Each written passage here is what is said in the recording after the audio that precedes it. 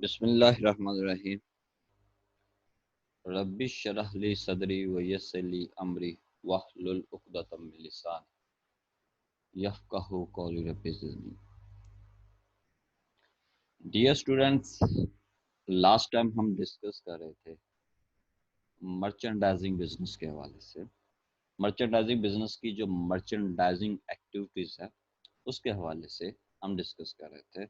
अगर मैं थोड़ा सा रिकैप करूं, हमने क्या क्या डिस्कस किया था।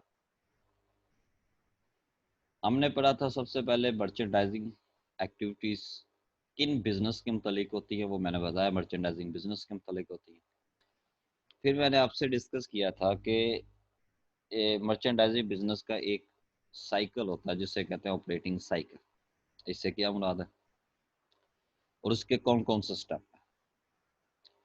फिर मैंने आपसे डिस्कस किया था, चूंकि ऑपरेटिंग साइकिल इन्वेंट्री के गिर्द घूम रहा है, सर्कुलेट कर रहा है इन्वेंट्री के गिर्द, तो सबसे पहले आगे बढ़ने से पहले हम ये डिस्कस कर लेते हैं कि इन्वेंट्री से मुराद क्या है।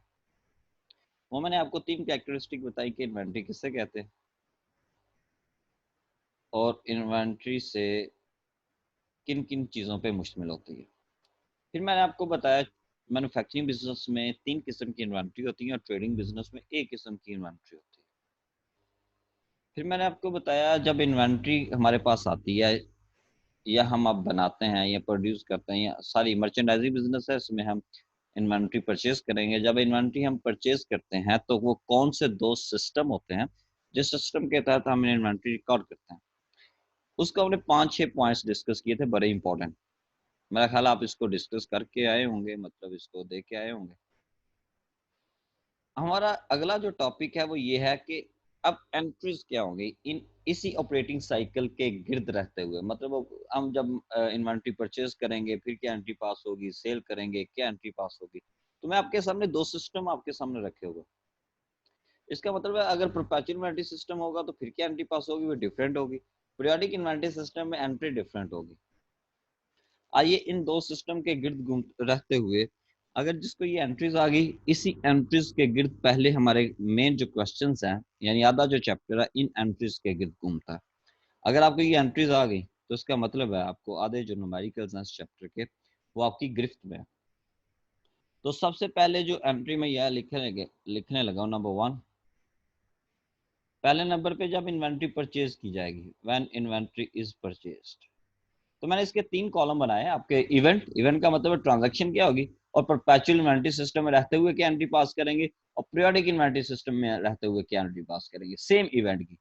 तो सबसे पहला इवेंट है अगर हम इन्वेंट्री परचेज करते हैं, व्हेन इन्वेंट्री इज परचेज्ड।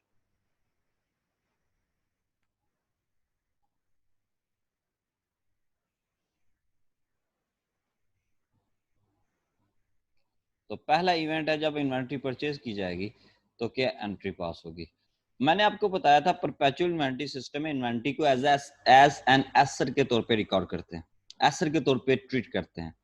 तो हम यहाँ पे जब परपेचुअल इन्वेंट्री सिस्टम होगा तो हम लिखेंगे हमारे पास इन्वेंट्री आ रही है, इन्वेंट्री खरीदेंगे तो इन्वेंट्री आएगी, इन्वेंट्री की तादाद में इजाफा होगा, इन्वेंट्री में इजाफा हो तो डेबिट करते हैं, तो हम करेंगे inventory account debit,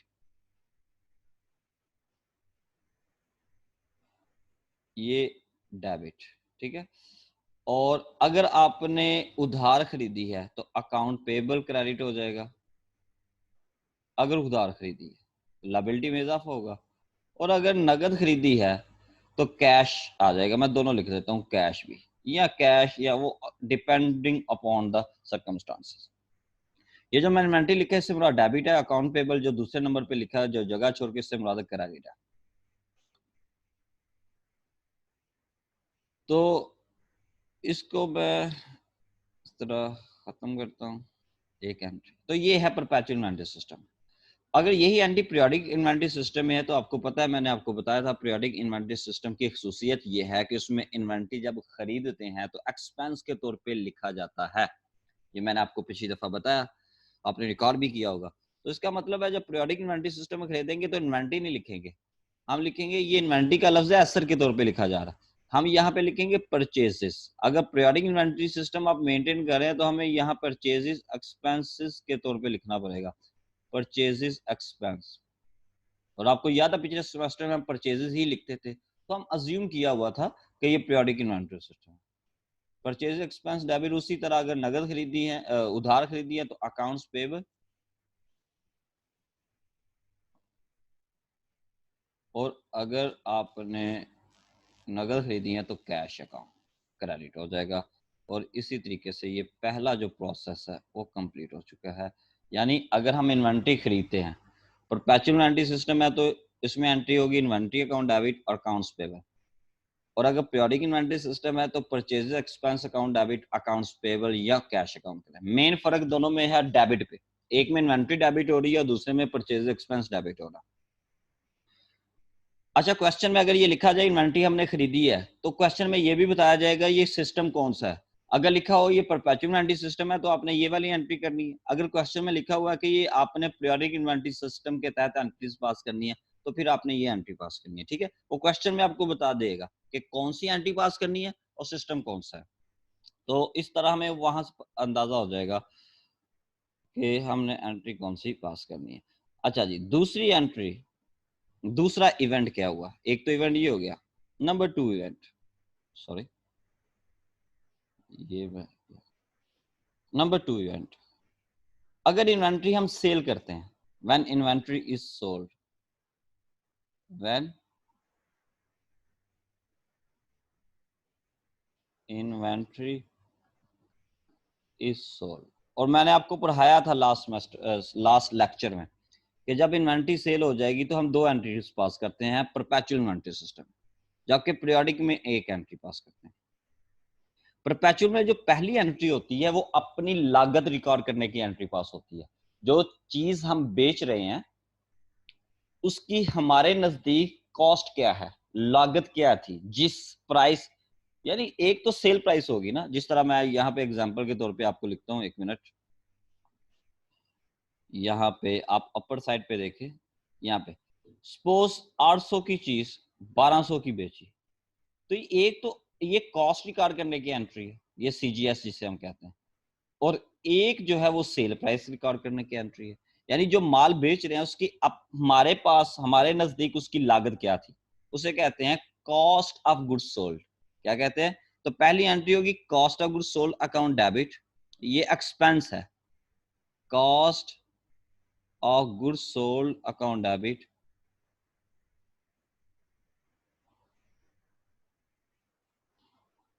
sold account debit, ये हो गया, डेबिट करेंगे हम। डेबिट क्रेडिट वो जनरल बना के ही करेंगे, लेकिन यहाँ पे चूंकि हमारे पास दोनों सिस्टम के तहत एंट्री पास करनी है तो जनरल बनाने के लिए मेरे पास जगह नहीं थी, तो जब हम क्वेश्चन करेंगे तो जनरल जनरल में ही करेंगे। ठीक है, cost of goods sold account debit. अब देखिए इन्वेंट्री बेच रहे हैं, जब इन्वेंट्री बेच रहे हैं तो इन्वेंट्री की तादाद में कमी हुई, इन्वेंट्री में कमी हो तो क्रेडिट, तो इन्वेंट्री अकाउंट हम क्रेडिट करेंगे, ये असर कम हो गया।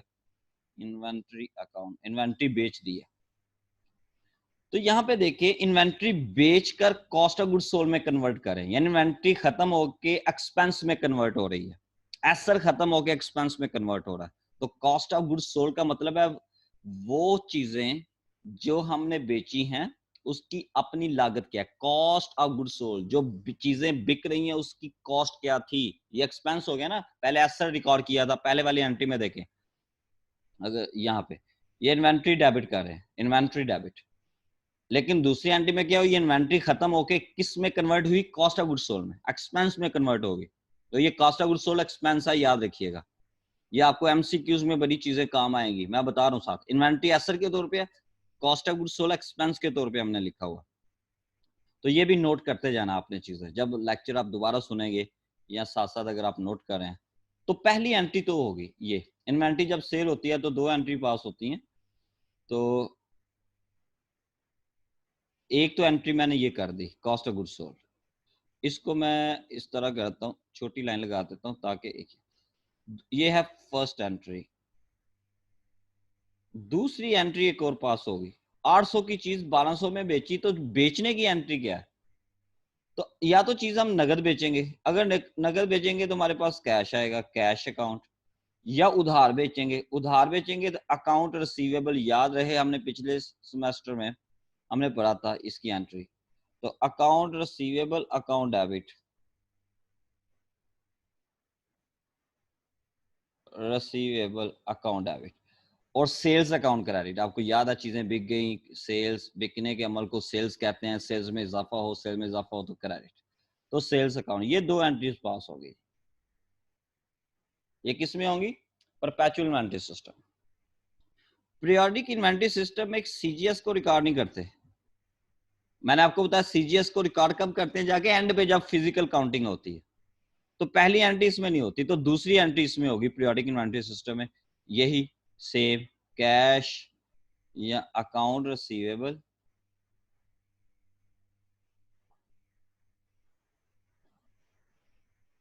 और सेल्स अकाउंट क्रेडिट। कैश अगर नगद चीजें बेची हैं, या अकाउंट रिसीवेबल और सेल्स अकाउंट क्रेडिट। यानी सीजीएस वाली एंट्री पर पीरियोडिक इन्वेंटरी, उसका नाम ही पीरियोडिक है। पीरियोडिक का मतलब है जूं ही, परपेचुअल का मतलब है जूं ही चीज हम बेचते हैं तो साथ साथ सीजीएस रिकॉर्ड हो रही है।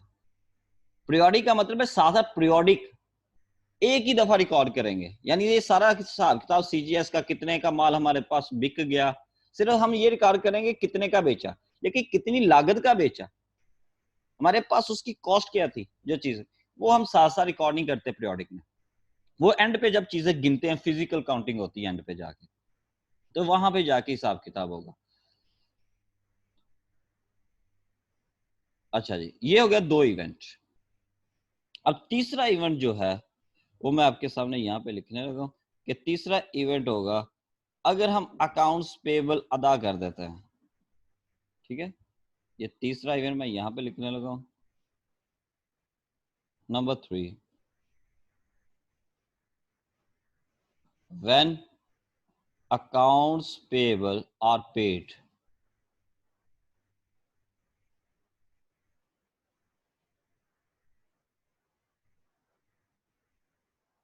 When accounts payable are paid, यानी हम अकाउंट्स पेबल की अदायगी कर दी, तो इसकी एंट्री उसी तरह जिस तरीके से हम लास्ट सेमेस्टर में करते हैं। इसमें कोई टेक्निकल बात नहीं है। अकाउंट्स पेबल हमारी लायबिलिटी है, जब लायबिलिटी अदा करेंगे तो डेबिट हो जाएगी, लायबिलिटी खत्म हो जाएगी। तो account payable account debit, suppose आपने उधार माल खरीदा था तो हमने उसकी अब पेमेंट कर रहे हैं, तो अकाउंट्स पेबल अकाउंट डेबिट। जब खरीदा था अकाउंट पेबल क्रेडिट थे, अब हमने जो पेमेंट वापस कर दी है तो लायबिलिटी खत्म होगी, लायबिलिटी खत्म हो तो डेबिट और कैश अकाउंट।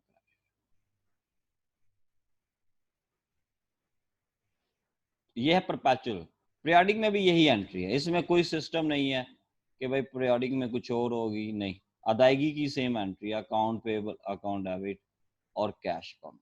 ये है पीरियोडिक इन्वेंटरी सिस्टम और परपेचुअल इन्वेंटरी सिस्टम में एंट्री सेम एंट्री है, कोई डिफरेंस नहीं है।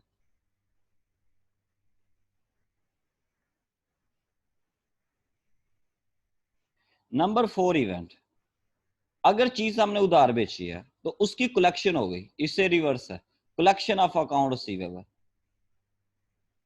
Collection from account receivable.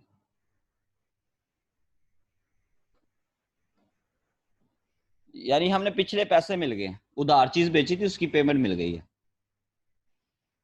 जब हमें पैसे मिलेंगे हमारे पास कैश आएगा, कैश में इजाफा होगा, कैश का तो लुक एसेट, एसेट में इजाफा हो तो डेबिट, तो कैश अकाउंट डेबिट। और अकाउंट रिसीवेबल वाले एसेट में कमी हुई, ये पिछले सेमेस्टर की बातें हैं कुछ, account receivable account credit, collection हुई है। और इसी तरह ये परपेचुअल इन्वेंटरी सिस्टम में है, पीरियोडिक इन्वेंटरी सिस्टम में भी सेम एंट्री पास होगी,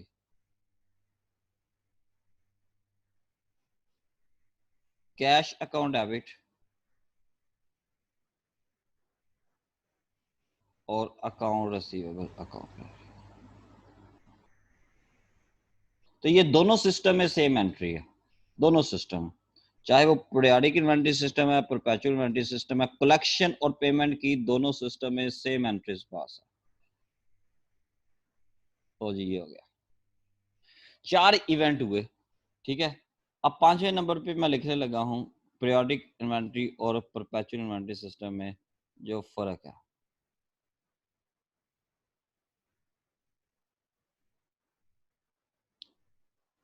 एक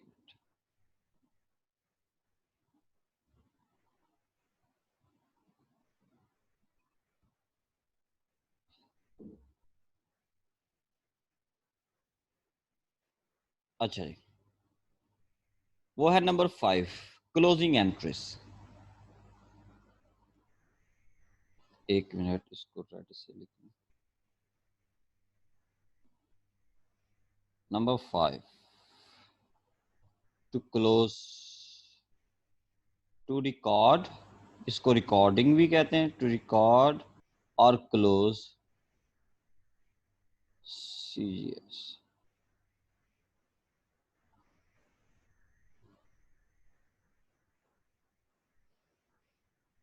to record CGS, cost of, CGS से बुरा था कॉस्ट ऑफ गुड सोल्ड, ठीक है। To record perpetual inventory system में, अच्छा ये भी याद रखिएगा, इसकी मैं बात करूं at the end of year, at the end of year, CGS को साल के एंड में रिकॉर्ड करने की एंट्री। अच्छा याद रखिएगा, कॉस्ट ऑफ गुड सोल्ड को साल के एंड में रिकॉर्ड करने की एंट्री परपेचुअल में नहीं होती, क्योंकि वो साथ साथ रिकॉर्ड कर रहे हैं। अब देखो, अब अगर आपने गौर किया हुआ है, ये साल का एंड आ गया, अगर आप गौर करें तो यहाँ पे देखिएगा परपेचुअल इन्वेंटरी सिस्टम में सीजीएस का लफ्ज आ रहा है, ये देखिए कॉस्ट ऑफ गुड सोल्ड। दूसरे नंबर पे व्हेन इन्वेंटरी सोल्ड, यहाँ पे देखिएगा व्हेन इन्वेंटरी, ये है कॉस्ट ऑफ गुड सोल्ड। जो ही चीज बिकेगी सीजीएस रिकॉर्ड होगी, जितनी दफा बिकेगी उतनी दफा cost of good sold record होगी। इसका मतलब है परपेचुअल इन्वेंटरी सिस्टम में साथ साथ हम cost of good sold record कर रहे हैं, लेकिन चूंकि पीरियोडिक इन्वेंटरी सिस्टम में cost of good sold record नहीं कर रहे, और वो मालूम करना बहुत जरूरी है, क्योंकि हमने ग्रॉस प्रॉफिट भी मालूम करना, नेट प्रॉफिट भी मालूम करना। सेल में से हम सीजीएस को माइनस करेंगे, ये मैं अगली बात बताऊंगा कि क्यों जरूरी है, अभी ये समझ लें कि जरूरी है। अब देखिए पीरियोडिक इन्वेंटरी सिस्टम में कहीं भी सीजीएस का लफ्ज नहीं आया, तो इसका मतलब है सीजीएस को रिकॉर्ड करना है, कॉस्ट ऑफ गुड्स सोल्ड को रिकॉर्ड करना है, लेकिन पीरियोडिक परपेचुअल इन्वेंटरी सिस्टम में साथ साथ रिकॉर्ड हो रहा है। तो यहाँ पे मैं लिख देता हूं, यहाँ पे एक लफ्ज लिखने लगा हूं, no need to record CGS at the end of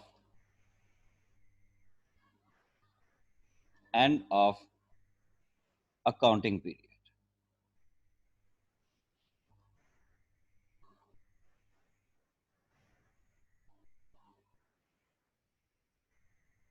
accounting period के एंड पे सीजीएस रिकॉर्ड करने की जरूरत ही नहीं है, साथ साथ हम रिकॉर्ड करें, सबको जमा कर लें। जमा करने का तरीका क्या है, इसके बाद लेजर्स बनेंगे, लेजर में automatically balance CD, balance BD automatically वहां से ट्रायल बैलेंस में चली जाएगी, तो automatically CGS cost of goods sold record है। मसला पीरियोडिक इन्वेंटरी सिस्टम है, पीरियोडिक इन्वेंटरी सिस्टम में साथ साथ हमने रिकॉर्ड ही कोई नहीं की सीजीएस, तो सीजीएस को रिकॉर्ड करने की दो एंट्रीज पास होती हैं पीरियोडिक इन्वेंटरी सिस्टम। कितनी पास होती हैं? दो। नंबर 1, पहली जो एंट्री पास होगी वो है cost of goods sold account debit, cost of goods sold account debit,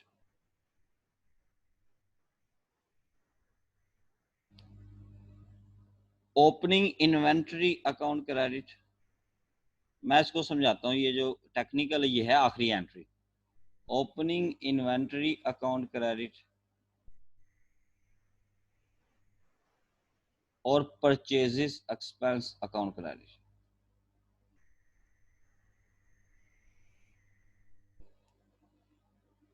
मैं इस चीज को समझाता हूं, ठीक है। ये जो मैं एंट्री, दूसरी एंट्री पास होगी, इसको हम लिखेंगे छोटी लाइन के साथ, मैं इसको जरा क्लोज करूंगा। दूसरी entry closing inventory account debit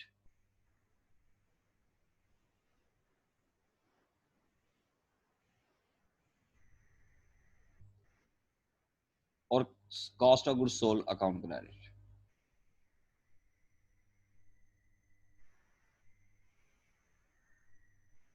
sold, लो जी, ये दो एंट्रीज है, इनको जरा समझना है ये क्या चीज है। ये मैंने क्या किया, कॉस्ट ऑफ गुड्स सोल्ड को दो एंट्रीज की मदद से पीरियोडिक इन्वेंटरी सिस्टम में साल के एंड में रिकॉर्ड किया। दोबारा बात बोलूं, पीरियोडिक इन्वेंटरी सिस्टम में कॉस्ट ऑफ गुड्स सोल्ड को 2 एंट्रीज की मदद से साल के एंड में मैंने रिकॉर्ड किया। किस तरह रिकॉर्ड किया? गिन कर। ये मुझे किस तरह पता चलेगा? क्योंकि पीरियोडिक इन्वेंटरी सिस्टम में साथ साथ हमने ये लिखा ही नहीं है कि कितनी लागत का माल हमने बेचा। तो हम एंड पे मैंने आपको बताया चीजें गिन के हम लिखते हैं कि बकाया कितनी, टोटल कितनी खरीदी थी, कितनी बिक गई, बकाया कितना रह गया। मैं आपको इस चीज को, इस एंट्री को जरा समझाता हूँ। जरा इस एग्जांपल में, जरा इस पेज को मैं, अच्छा जी, ए जी एग्जांपल, सपोज एक बिजनेस है, उसके पास साल के स्टार्ट में पिछले साल का माल जो है, ओपनिंग इन्वेंटरी जिसे मैं कह रहा हूं, आपको याद होगा ओपनिंग स्टॉक का लफ्ज, जो पिछले साल से माल अगले साल ट्रांसफर हुआ, यानी जो साल के अकाउंटिंग पीरियड के स्टार्ट में जो माल बचा हुआ है, बचा हुआ किससे है? पिछले साल से, तो उसे कहते हैं opening inventory. Suppose opening inventory है 10,000 एक बिजनेस में, उसके पास परचेसेस है, यानी उसने मजीद माल खरीदा, परचेसेस उस बिजनेस ने 40,000 का, ठीक है। और साल के एंड में माल बच गया, क्लोजिंग,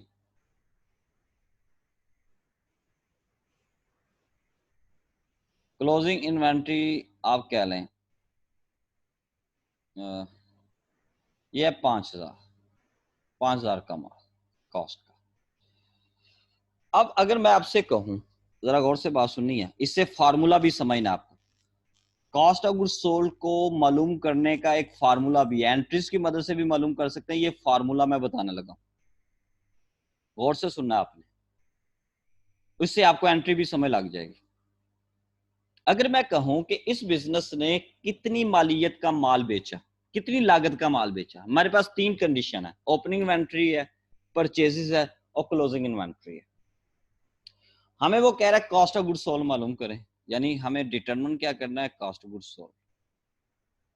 लो जी, हमने कितनी मालियत का माल बेचा, तो बड़ी सिंपल सी बात है। आप लिखें एक जगह पे, हमारे पास स्टार्ट में माल कितना था, ओपनिंग स्टॉक, साल के शुरू में माल था 10,000, ठीक है।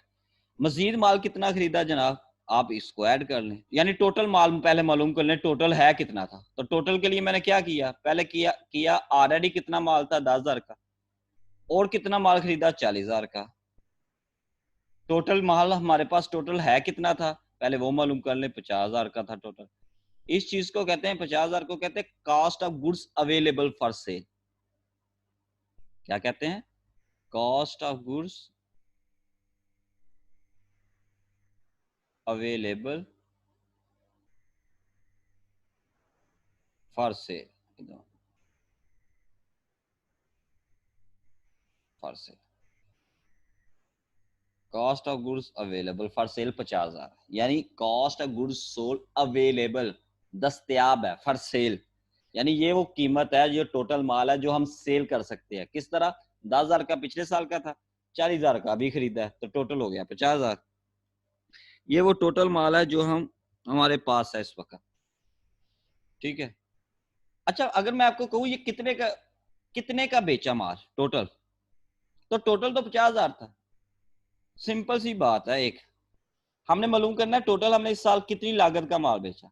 50,000 का टोटल था, 5,000 का बकाया रह गया, ये ना क्लोजिंग इन्वेंट्री। अगर आप देखें यहाँ पे देखें क्लोजिंग इन्वेंट्री, 5,000 का वो रह गया। क्लोजिंग इन्वेंट्री का मतलब ये नहीं बिका, साल के एंड तक बचा हुआ है। टोटल 50,000 था, 5,000 बच गया, तो कितने का बेचा होगा? तो इसका मतलब क्लोजिंग इन्वेंट्री को मैं लेस करूंगा ना, तो क्लोजिंग इन्वेंट्री माइनस होगी, क्लोजिंग इन्वेंट्री माइनस होगी, कितने से माइनस होगी? 5,000 से, ये माइनस हुई। तो ये जो बाकी माल आया, तो इसका मतलब इतने मालियत का माल हमने बेच दिया, इसे कहते हैं cost of goods sold, cost of goods sold. ये फार्मूला अपने जेहन में रखना है, हमें ये फार्मूला अप्लाई भी करना होगा क्वेश्चंस में। अब देखिए क्या मतलब, ये है कॉस्ट ऑफ गुड्स सोल्ड, ये का कॉस्ट ऑफ गुड्स सोल्ड मालूम करने के लिए हमने क्या किया, ओपनिंग स्टॉक ऐड हो रहा है, यानी ओपनिंग स्टॉक खत्म होके सीजीएस में जमा हो रहा है, ओपनिंग स्टॉक जमा हो रहा है, परचेजेस जमा हो रहा है, यानी ओपनिंग स्टॉक और परचेजेस की वजह से कॉस्ट ऑफ गुड्स सोल्ड में इजाफा होता है और इन्वेंट्री की वजह से सीजीएस में कमी होती है, वो माइनस होता है। दोबारा बोलूं, अच्छा इसको मैथमेटिकली भी मैं लिख सकता हूं, मैथमेटिकली फार्मूला भी लिख सकता हूं इस तरह, cost of goods sold is equal to, cost of goods sold is equal to, एक मिनट, is equal to opening stock यानी ओपनिंग इन्वेंट्री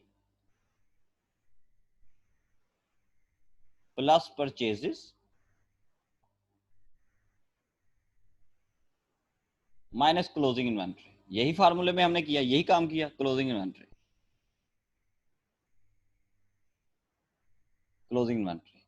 तो इसका मतलब देखो, सीजीएस मालूम करने के लिए ओपनिंग इन्वेंट्री और परचेजेस दोनों सीजीएस में ऐड हो रही हैं, यानी ये अपना आप खत्म करके सीजीएस में ऐड हो रही है, यानी इन दोनों की वजह से सीजीएस में इजाफा होता है और क्लोजिंग इन्वेंट्री की वजह से सीजीएस में कमी होती है, वो माइनस हो रहा है ना।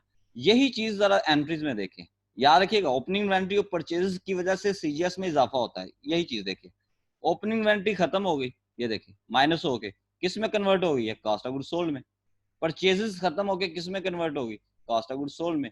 तो दो चीजों ने अपनी हस्ती मारकर अपने आप को खत्म करके कॉस्ट ऑफ गुड्स सोल्ड में कन्वर्ट कर लिया, यह है मार्फत की बात है। ओपनिंग इन्वेंट्री और परचेजेस एक्सपेंस खत्म होके कॉस्ट ऑफ गुड्स सोल्ड का हिस्सा बन गए। इन्वेंट्री डेबिट होती है, जब खत्म होगी क्रेडिट हो जाएगी। परचेजेस हमने डेबिट किया था स्टार्ट में, ये देखें परचेजेस एक्सपेंस डेबिट, यहाँ पे पहली एंट्री में, जब वो खत्म होंगे तो किस में खत्म होके क्रेडिट हो गए, और किस में कन्वर्ट हो रहे हैं, कॉस्ट ऑफ गुड्स सोल्ड में, अभी हमने फार्मूले में देखा।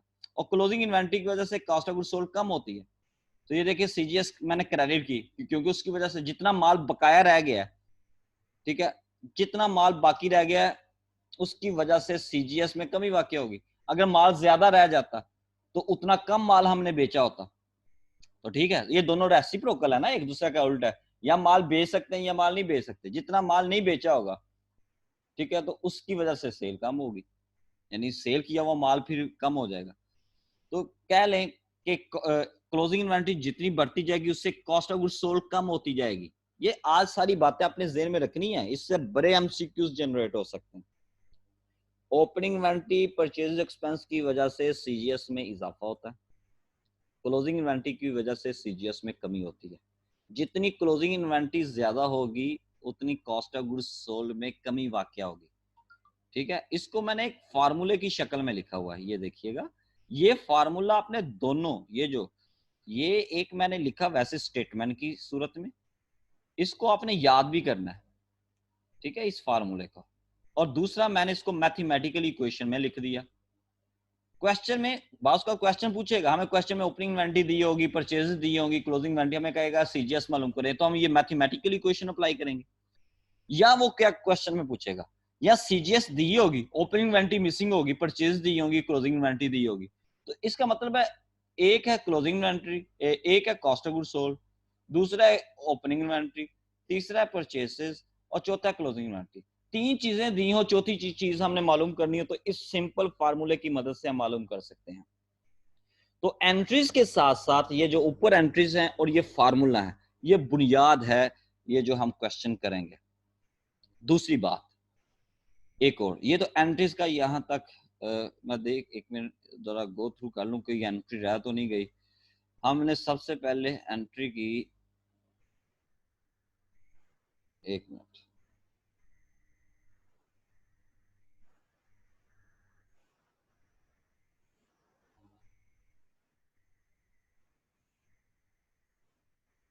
परचेज की,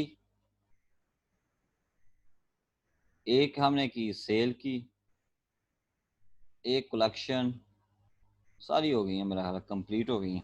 अच्छा एक और चीज आपने जहन में रखनी है बेटा, वो ये एंट्रीज दोनों अच्छे तरीके से, दोनों आपका अगला काम जो नेक्स्ट होगा वो ये है कि एंट्रीज को अच्छे तरीके से रट्टा लगा लें, समझ लें, जिस तरीके से ये 1 2 3 4 5, हाँ एक रह गई है सिर्फ, एक और मेरे जहन में भी आई, वो ये है श्रिंकेज को रिकॉर्ड करना, जो हमने श्रिंकेज का लफ्ज डिस्कस किया था। ये 5वें नंबर पे है, हाँ 6ठे नंबर पे है, टू रिकॉर्ड द श्रिंकेज।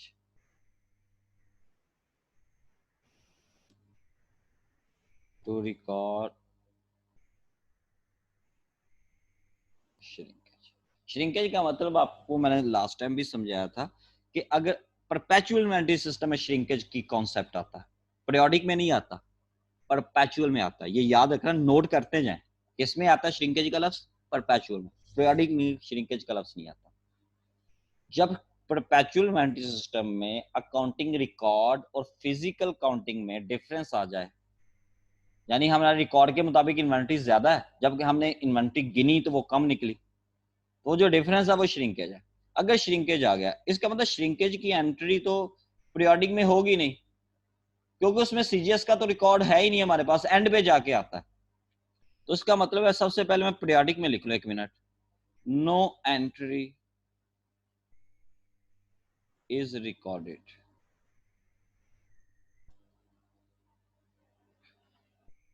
लेकिन श्रिंकेज का, इसमें दो कंसेप्ट अभी मैं एक ही समझाऊंगा। अभी श्रिंकेज को कॉस्ट ऑफ गुड्स सोल्ड का हिस्सा बना दिया जाता है अगर अमाउंट थोड़ी है। अगर अमाउंट ज्यादा तो वो सेपरेट श्रिंकेज रिकॉर्ड होता है।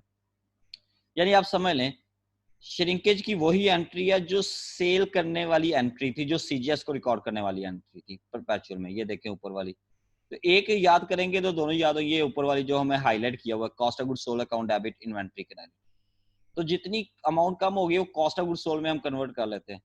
तो cost of goods sold account debit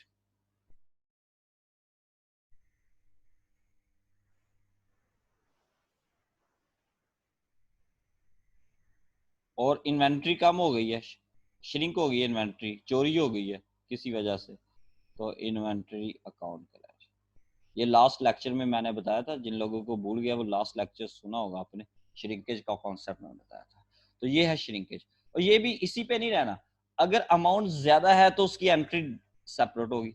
वो मैं जब आएगा श्रिंकेज तो मजीद बेसिक एंट्री आप ये समझ लें कि ये है एंट्री। ये बेटा टोटल 6 एंट्रीज मैंने पास की हैं। ये आपको इसी तरीके से आनी चाहिए जिस तरीके से आपको कोई टेबल याद होता है 2 का 3 का, इस तरीके से ये एंट्री और ये फार्मूला नेक्स्ट क्लास में ऐसे पानी पानी आपको आना चाहिए, वरना ये चैप्टर आपके हाथ से बेटा निकल जाएगा। तो अच्छा, एक और चीज के बाद ये लिंक